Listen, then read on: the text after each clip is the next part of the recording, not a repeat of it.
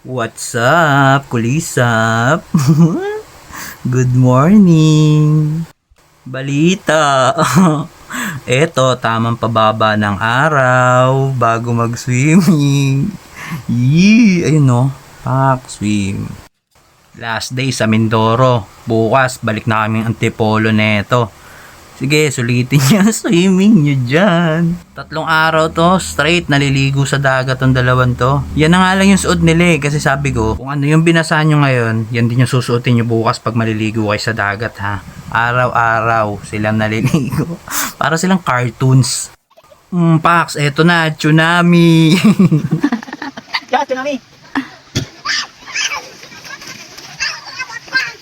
Ogil-ogil din sa dagat pag may time. You know, ay.